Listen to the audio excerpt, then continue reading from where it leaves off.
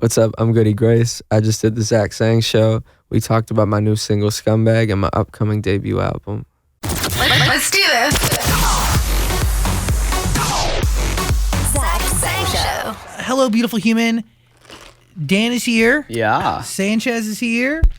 Goody Grace is hanging out in the studio. Hey. And before we officially start, I do got to tell you that this conversation is being sponsored by Total Wireless. There's never been a better time to make the move to Total Wireless. Total Wireless, total confidence. Goody Grace, emo night to this couch. Yeah. But I had met you previous to emo night, dude. And, and it for some reason, in the heat of the emo night, which, by the way, it was my first time going ever. Oh, really? Yes. I was an emo night virgin. Wow. And I DJ'd on a rather popular evening. You were there with your friends. Yep. Like, you're like very cool with a lot of people who we'll dive into because you're not just friends with them, but you work with them. But you called me out because I like an idiot, like didn't register that I had met you previous to emo night. Yeah. I can't remember where we met. I've been thinking about that ever since that moment. I remember you complimented my shoes the first time we met. That's what I remember. I was there when you called him out, and it was great. Oh, I yeah, literally you were, looked at him 'cause afterwards. You knew me. Yeah, exactly. See, he even remembers me, and you can't even do. remember him. Whoa. I remember right at the bottom of the stairs backstage. Yes, see? Yeah. Great memory. Damn it. I need to know where because your energy is so unique. Your Thank you. presence is very different. You have a very, just top to bottom. Thank you. If that's a good thing. Oh, Good thing. This might be a bad thing. yeah. This Unique could go both ways. It's an interesting word. when you look in the mirror, how would you describe yourself? I don't know, kind of vampire-ish. I don't get a lot of sun. I'll go with unique. Sure. What is it about the sun? Why don't you vibe with the sun? Because I'm from Manitoba in Canada, and it's just winter all the time, so I'm not used to this California sunshine. I look around like there's sun in here, but we're in like a windowless room. But there's still sun. Yeah. We have a lot to dive into because, yeah, you are from a very small town in Canada. Mm-hmm. You make the move to LA on your own, which is scary, but that comes after being discovered, right? Yeah. You start creating music from, I'm assuming, your house? Yeah.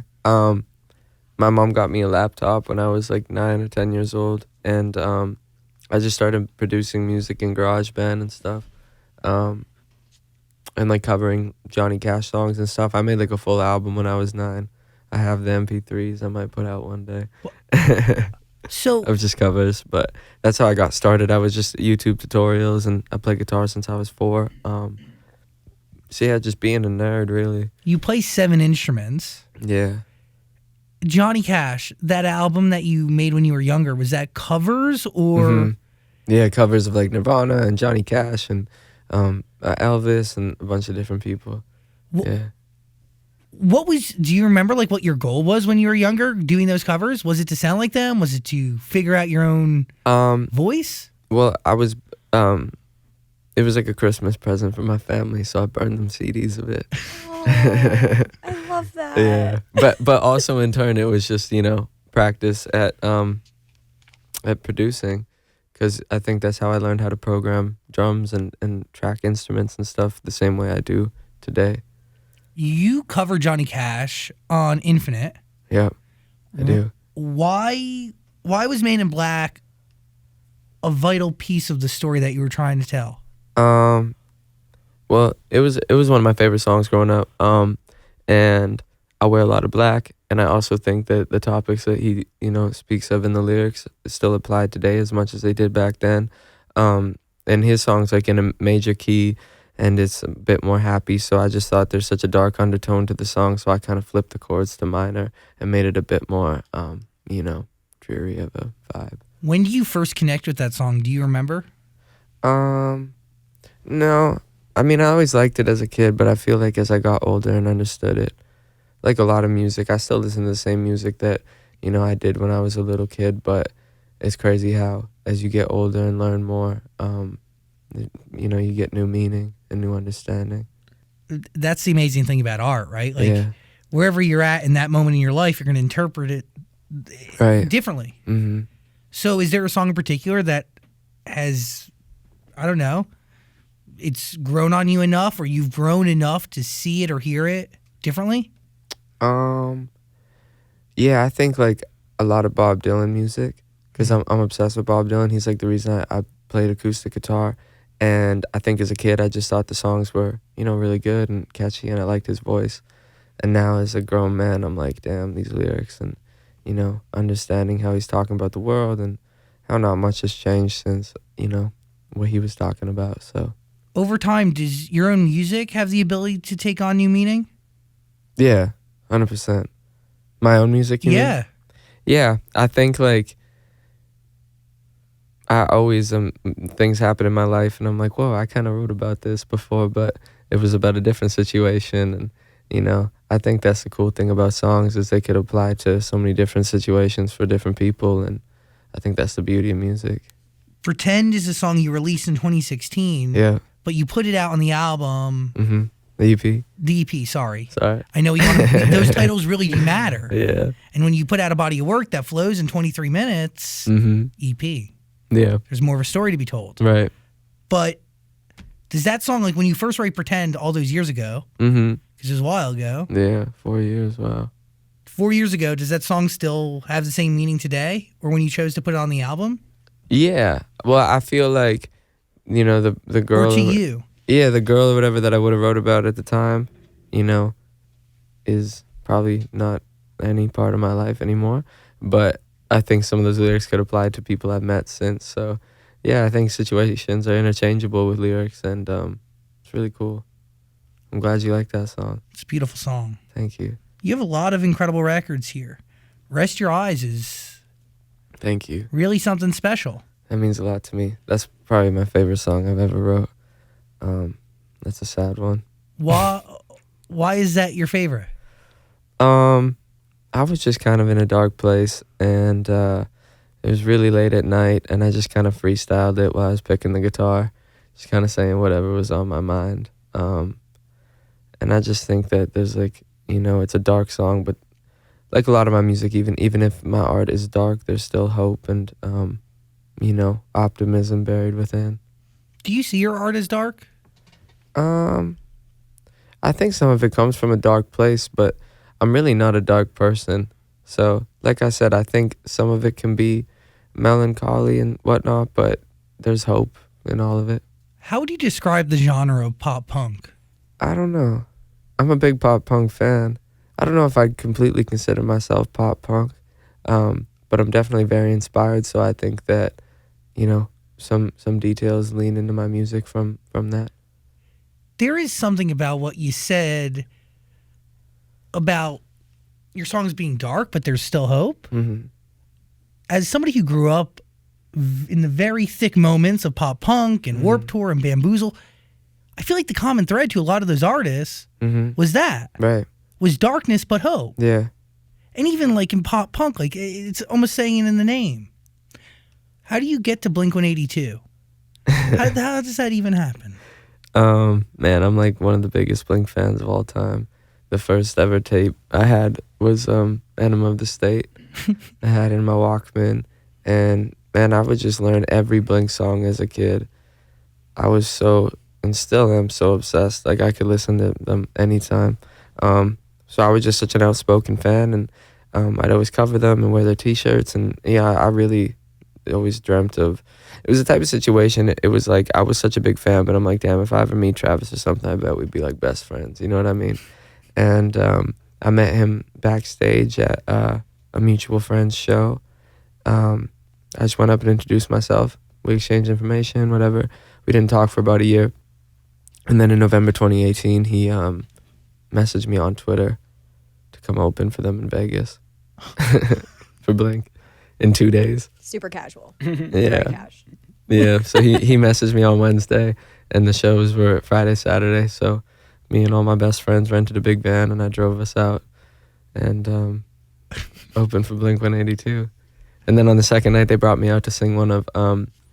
You sang Adam's song. I sang Dumpweed there. Oh, Adam's song at the Forum. I've done Adam's... Yeah, at the Forum and at Barclays. They brought me out to do Adam's song. I am so sorry to interrupt, but I got to talk about Native At Native, they create safe, simple, effective products that people use in their bathrooms every single day. They create products with trusted ingredients and trusted performance. And if you're not convinced, you should check out their over 9,000 5-star reviews, all from legitimate customers. None of it fake. By the way, just like the stuff that's in Native products, none of it fake. This stuff is formulated without aluminum, parabens, and talc. It's filled with ingredients that are found in nature, such as coconut oil, shea butter, tapioca starch. That's what absorbs the wetness. And this stuff never tested on animals. Plus, you get free shipping and returns. By the way, I'm talking about Native. If you're looking for 20% off your first purchase, just visit nativedeodorant.com and use my promo code ZachSang during checkout. That is nativedeodorant.com, and my name is the promo code ZachSang. What is it about you that they understand, that they see, that... I don't know. I'm really lucky, man. I feel like we're just super similar. You know, me and Mark and me and Travis, we're all such good friends now. And I think they just see that I'm like a real fan, but I'm also like a real student. And of everything that I'm a fan of, every musician, I just really learn. And I think that Travis and Mark recognize that through my music. And I'm so thankful to have a song that says featuring Blink-182. It's kind of crazy. Yeah.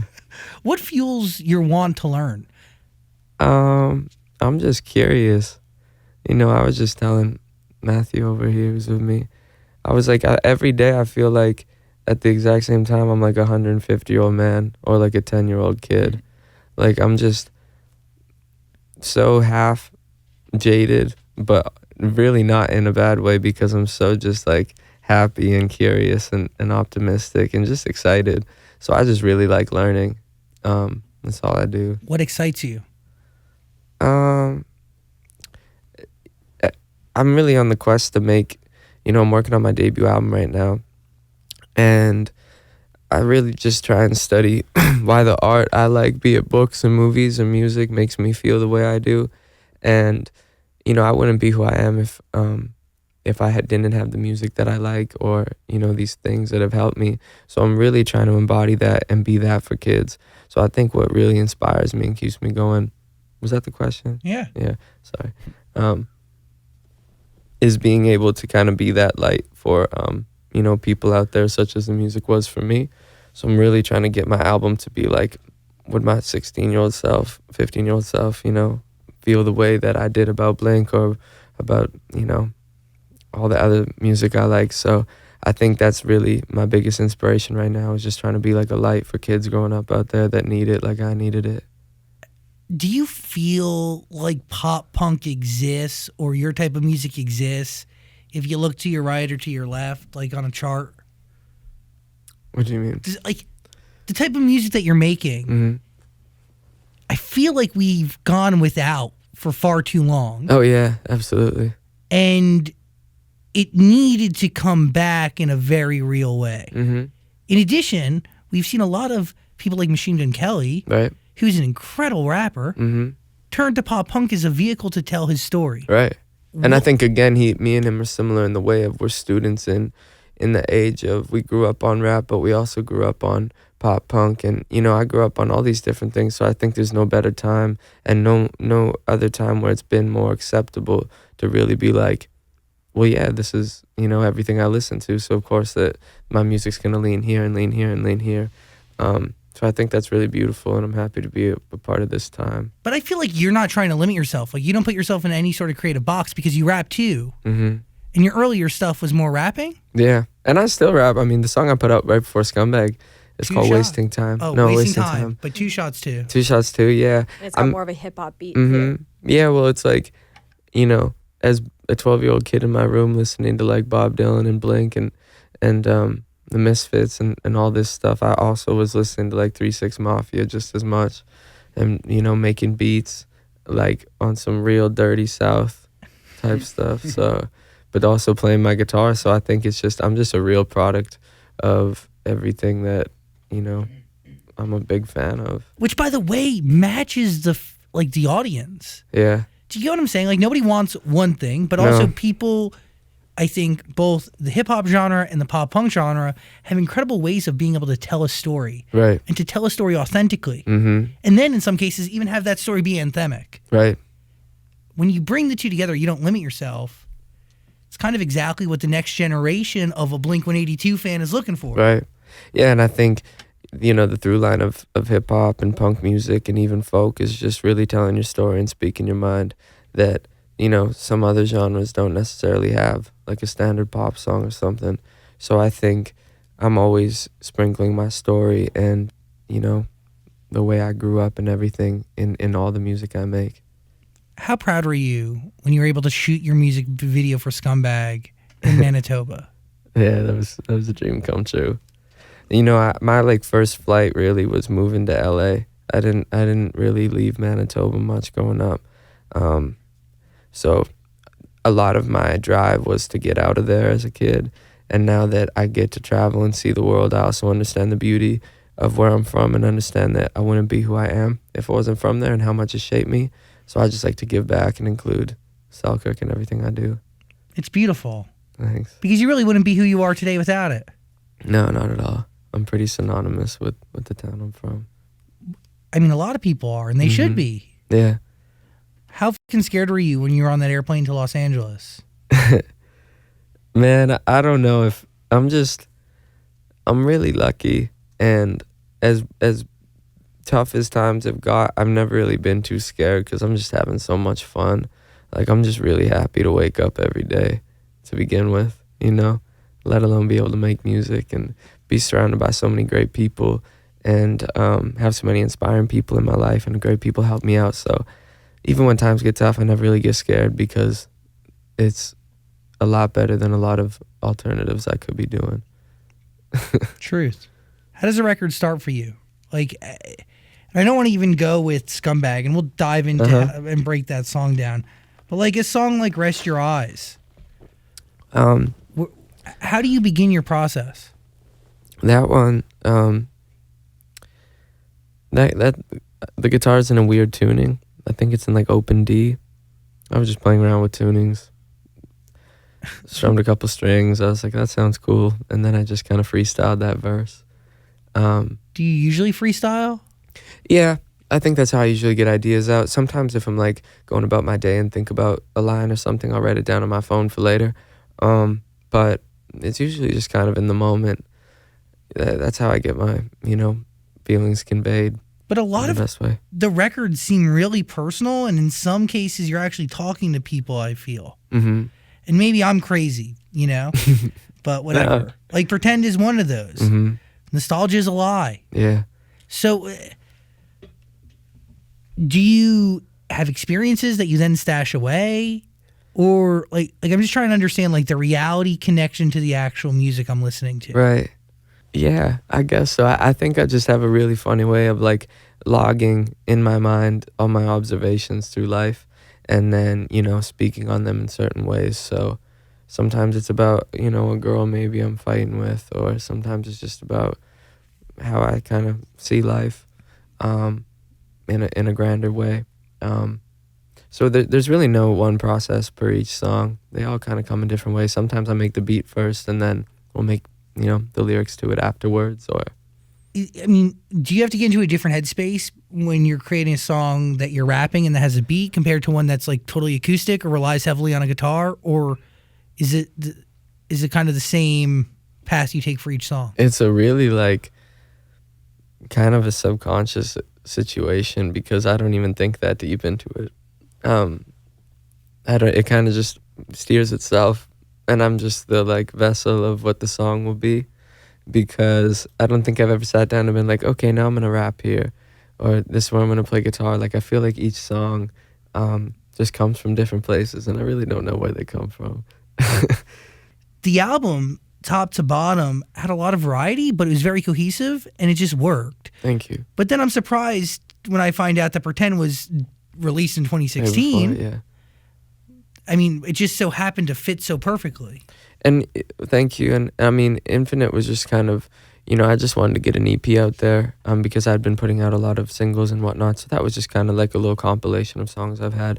But it's funny you speak on, the cohesion of it, because I'm currently working on my debut album, and that's such a big goal of mine and point that I've been really focusing on. Is I really want this album to be like a real like movie or something, and really go together in a way that, I'm such a big fan of diving into albums front to back.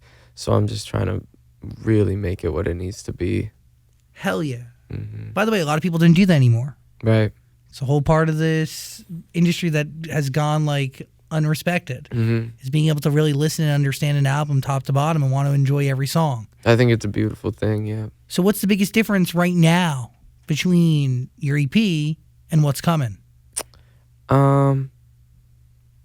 I would say that a lot of those songs were just kind of made randomly, and then in between Infinite and Scumbag, that's about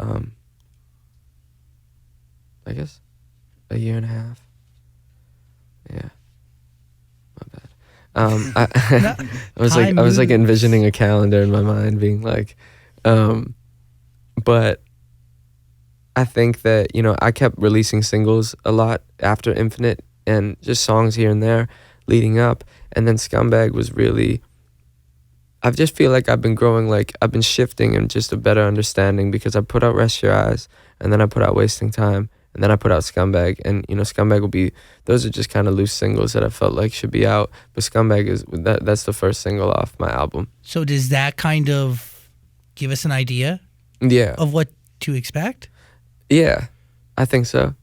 But there's also, many different styles on the album. And like I said, the same way I can't just listen to one type of music, I can't just make one. But Scumbag definitely opened the door and kind of set the bar of what it's kind of just like the blueprint of my album. And especially to be just so inspired and be like, whoa, the first single off my debut album, features one of my favorite bands of all time.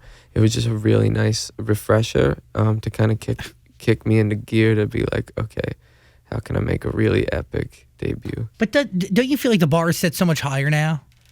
Yeah, but it's inspiring. It's a fun little challenge. How do you approach Mark and Travis originally to say, hey guys, like, let's do a song together? Yeah, so after those shows in Vegas where I opened, me and Travis just kept in touch, and he's been a huge help along the way of my album. He's drumming all over it, and has just been a great mentor musically and just life-wise. So Scumbag, I started with this production duo called the Futuristics, who they're great. Yeah, they're so good. I work with them a lot. They've been a great help through my album process. And, we made the song. I got Travis to drum on it. The Futuristics had been working with Blink as well. So them and Travis showed Mark the song, just being like, you got to check the song out. He played bass on it. So then finally I was like, whoa, this is like Blink-182 on the instruments. So then I asked Mark if he would come in and, sing on it with me. So we got in the studio, and that was one of the best days of my life. It was so crazy to just be like sitting at the computer and, hear Mark Hoppus recording, lyrics that we just wrote, and be like, whoa, that's the same voice that, I listened to my whole life. And here it is, singing lyrics we wrote together. Your words, man. What do you learn from that session? What do you take away that you feel like will be with you forever? I've luckily had the opportunity to work with, him and Travis both a bunch of times now. And I think I'll take forever from them two especially. And most, people who have helped me out musically, my musician friends, I think that it's inspiring how excited they still are. Like, to be in the studio with Mark, he's still as into it and just appreciating of the art and happy to be there as I feel like he was in like early Blink days. And I think it's just really inspiring to me to be like, wow, they've been doing this for so long and have had so many wins and succeeded, and they're still just like writing like they're teenagers, Where was Matt Skiba? Is he not part of the recording process? No, he wasn't, but Skiba's my boy. He's sick every time we do shows and stuff. Yeah, he just wasn't a part of Scumbag. Yeah, well, I thought that was kind of cool. That almost looked like you were the third member of Blink-182 in that. Yeah. It's pretty cool. Would you want to see Tom DeLonge get back together with him? Yeah, I love Tom, man. I've never actually met Tom, but I'm a big fan of all and everything Blink and Alkaline Trio, and yeah, it's all love for all of them, man. Were you not nervous going into the studio for the first time with them? Yeah, I was. I really was. Were you comfortable right out the get to share? Like, how did you guys break the ice? Well, honestly, Mark got me like the craziest gift I've ever gotten. One of my favorite bands is the Smiths. Huge influence of mine, and he got me like the first ever pressing of one of like their biggest singles on vinyl. Wow. For absolutely no reason. He just like brought it and was like, "Yo, I got you this." And I think from that point on, I was just like, "Wow, we're gonna be best friends." So it definitely helped. Whether he wanted to be or not. Yeah, 100%. So it definitely helped the like recording process, because we were just comfortable. But I had played with them before and hung out with them and stuff, so I was just so excited to finally get in the studio with them. Girls in the Suburbs singing Smith songs. Yes. That's your record with G-Eazy. Yep. What is it about you that you feel like people like? What draws people to you? Because if it's not G, it's Machine Gun Kelly. It's Blink. It's Good Charlotte. You have a record with them. Yeah, me. Yeah, Young Pinch's album. It's crazy. Man, I don't know. I'm really lucky and probably just as confused as anyone would be looking at my life. I'm just along for the ride. Where are your parents? What did they think? My mom's a single mom, and she's the best, man. I was raised by her and my grandma. I still go home all the time and kick it with them, man. My grandma's like my best friend. Well, shout out to them for doing an amazing job. Yeah, man, for real.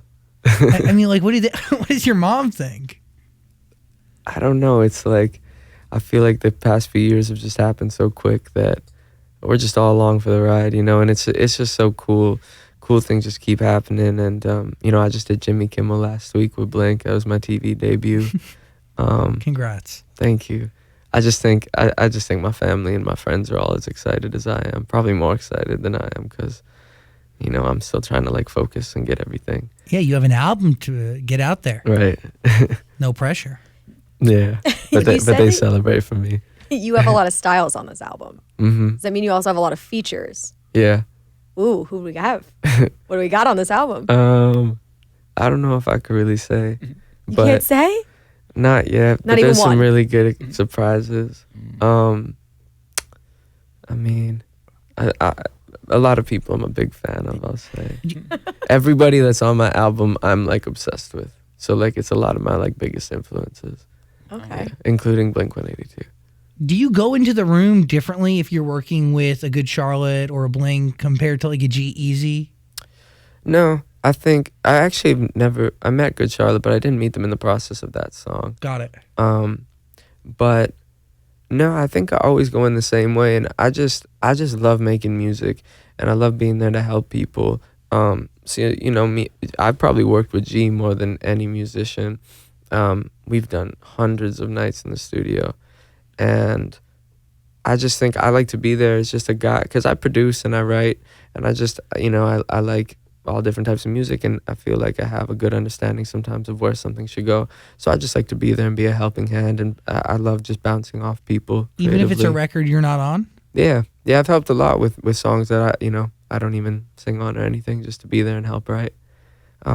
I helped write. Well, I actually sing background vocals too on Machine Gun Kelly's last single, "Why Are You Here?" It's a great song too. Thank you. Yeah, me and him wrote that with a couple of our friends, and that's me singing that we can never be friends. That's me. By the way, like friendship seems to be a real common thread here. Yeah. It's people you like to be around and you like to create with, you feel safe around, you feel comfortable with. Yeah. I mean, man, since I came out to LA, and just since I was even a little kid, I really strive off the people around me, and I feel like I've always attracted really great, positive people who've helped me out so much. And I think the most important thing in my life is the great people around me and the people who help me out and keep me inspired and motivated, and all my friends. And yeah, I'm really thankful for all my friends. I have really great relationships, and yeah, I'm blessed. You are the company you keep. Yeah. Is there a session that stands out to you as the most rewarding? Strangely enough, a lot of my music and a lot of my album and most songs that are out are really just made by me sitting alone in my laptop. So, even till like 6 a.m. this morning, I was working on stuff, and there's something really rewarding about that. I like staying up super late and working alone and then going to sleep and waking up and listening to what I made. Sometimes it's horrible, but sometimes I'm like, whoa, you know, who hurt me? So at what stage in that process is it ready for you to bring to other people? I think when I just know, I make so much music, and so many songs that no one should ever hear, that I just have to get out to kind of get to the next one. But you know, it's never time wasted when you're making art because it's all progression. But do you freestyle every one? Sometimes to find like melodies, but sometimes I'll sit and write lyrics. Do you write a song every day? Or a shell of something? I wouldn't say I write a song every day, but I definitely probably make, 3 voice notes a day. I have a lot of voice notes in my phone. Just little things here and there that I probably never go back to. But as I said, it's all just progression, and it's always like, snowballing to the next idea. So I'm always creative, even me and my friends, we just like kind of freestyle all day and say stupid stuff. And that's fun. Like when you have the right group of people around you, they motivate you, enable you, and make you better. It's interesting. You just got to get it out to get to the right stuff. Absolutely. You said Travis is drumming on the rest, some of the other songs on the album. So how does that work? Do you kind of create a song and just say, Travis, do what you do best? Pretty much. And he is so like, he's superhuman, man. I don't even know how he works as hard as he does. Like he'll do like 3 sessions in a day and then come play at Jimmy Kimmel with me and then like go pop out at a show that night, and like he just works so hard. But yeah, man, it's very much been, just some songs I made in my laptop that I send him. I'm like, hey, could you drum on this? And he'll send it back with his drums on in like 5 hours. Right. Yeah. So you're making these songs in your bedroom, you're sending them to Travis Barker to get drums, and he sends them back and you listen to that in your bedroom. Yeah. Man, that's crazy. That is nuts. Yeah. How jealous are you, Dan? I mean, not many people can. I mean, I know he works with a lot of young people. Like he's worked with like Young Blood and Machine Gun Kelly, but I mean, there's a lot of people that would love to work with him, and not everybody gets that chance. Yeah, the first time he ever sent me a song, like when I heard his drums and my vocal, I cried. It's cool. It's crazy. And the first time I ever heard Scumbag, when it was done, I cried too. I was just like, damn, man, like when the vocal switches off from me to Mark, and then, to shooting the video, to now the song starting to do well on alt radio, and to do it at Kimmel and have them by my side, it's all a real dream come true. How did that song start for you? Scumbag? As I said, I made it with the production duo, the Futuristics, so with a couple great writers, my friend Jake Torrey and my other friend Michael Pollack, frequent collaborators of mine. I think the song's just about how I'm not too good at love and I've had some bad luck. But again, in the way of the darkness with the hope, the song's still hopeful. It's not like my life's over, I'm a scumbag. I think you're bringing the word scumbag back. I haven't heard that in a while. Scum bucket I use often. I gotta get you a sweater, man. Oh, I am a scumbag. Please. Me too. What's on your shirt? Is that cows? Oh, no, I wish. They're dogs. dogs. Okay. Cool. I couldn't tell from here. Is nostalgia still a lie? Yes. Yeah, do you not like reminiscing on anything? I mean, it actually might be how I spend most of my time, is reminiscing. Really? Yeah. But I just think nostalgia is honestly my biggest inspiration. And I think that's the true thing I try to convey through my music. I just think there's something beautiful about the feeling. But I think it's a lie, because I think that you always look at things in the past as much, more golden and beautiful than it was at the time, which is what I'm saying. And nostalgia's a lie. I'm saying that time can trick you to make you think that the past was much easier than it really was. But I think that's something beautiful, because I feel like we're always just chasing moments, and music can really help get you there. So my album's definitely going to be very nostalgic.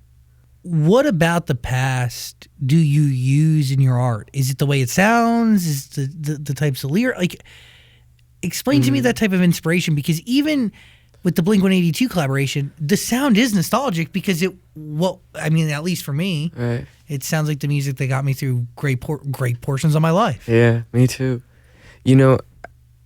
I was just, as I said, I've always trying to be perfecting the situation of being like, okay, this music made me feel this way. Why did it make me feel this way? And how can I take that into my own way to make someone else feel this way? So there's just something so youthful and the energy in, Enema of the State and all those early Blink records that it's just really unparalleled. And I always strive to, reach that feeling. So what's crazy is I got to actually include Blink in that feeling in a process of me being like, how can I get this nostalgic pop punk feeling in a song? And I think a lot of the flair that you speak of in that way is just having their sound on the record, because right when you hear the bass and the drums and even my guitar at the beginning, yeah, it definitely does feel nostalgic. And I think that's just a product of me channeling my influences of the music we grew up on. And you're going to do that throughout this new album. Yeah, absolutely.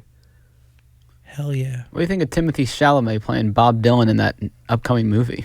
I'm excited. Yeah, I think that's a tough role to play, so If someone offered it to you, would you I take believe it? in him. 100%. You would? Yeah. I feel like I've been trying to be Bob Dylan since I was 4 years old, so I mean, I feel with a little bit of makeup, you kind of got that look. yeah, a little bit more curly hair. Yeah. I love Bob Dylan, man. He is special.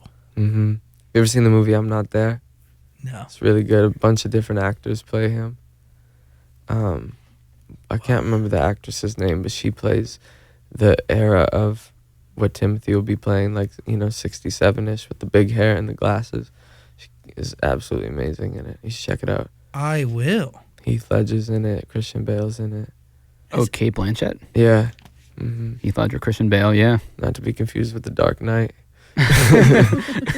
Which they're both in. Can easily be Strangely. done. Do you have a date on this album? Because we were reading that it should have come out in 2019.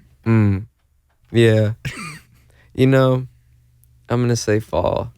Okay. Because it's the most nostalgic time of year. I agree. And I just think back to school.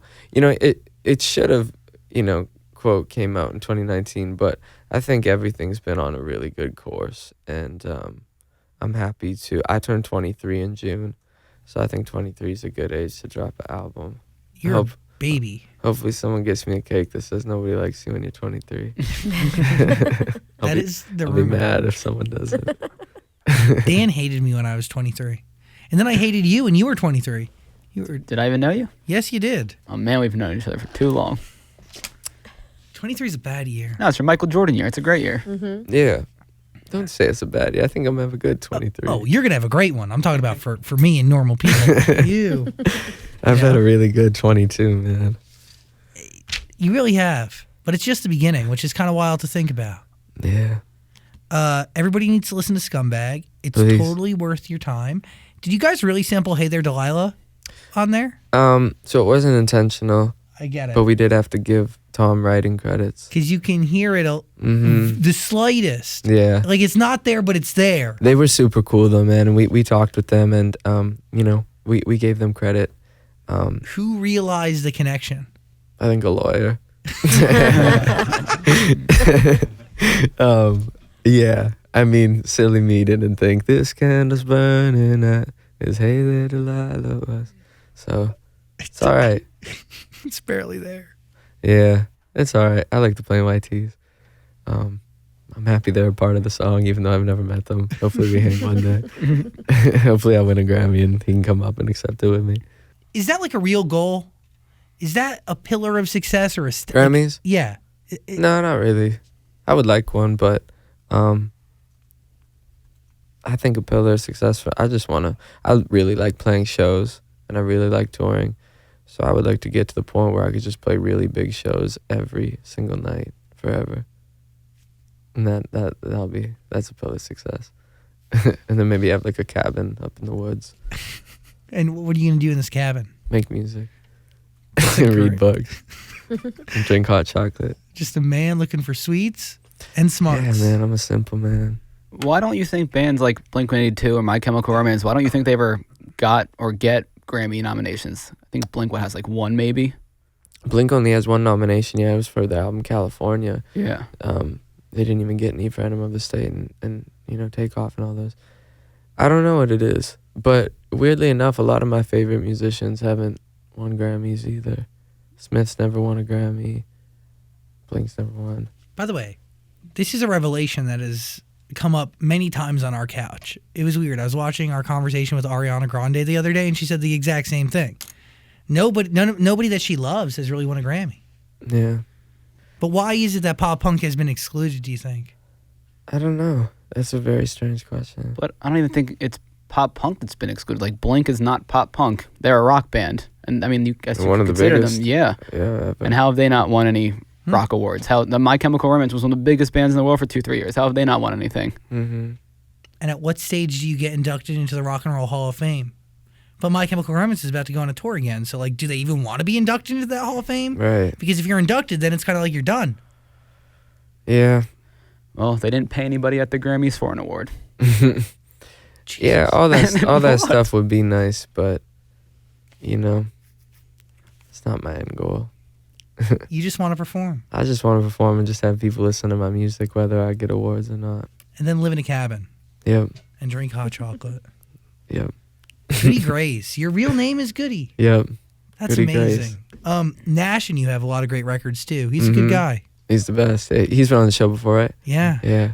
I really That's my like brother, man. Me and him been all around the world together and stuff. Like, yeah, we like grew up together, kind of. So, you know, Like, you really have a great circle of people.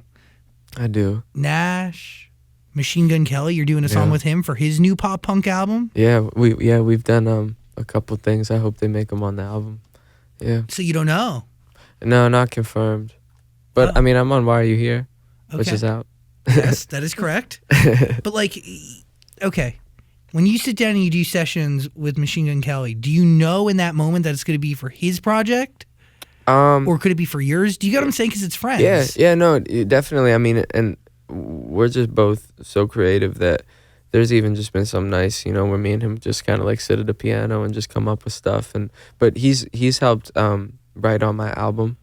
You know, he's not even on the song, but he helped me write a song on there. It's actually me, him, and Mark Hoppus.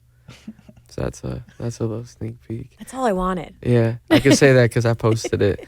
But yeah, they're not featured on the song, but the three of us wrote a song for my album. So I think that's the coolest part about having such creative friends and being creative myself is we're just always making stuff, no matter who it ends up for. You know. Have you figured out this life-work balance? I don't even think about it like that. I think I'm always living and I'm always working, and it hasn't been a big issue. It's all fun. It's all one. It's all one and it's all fun, and even if it's work, it's really not work because I'm so excited.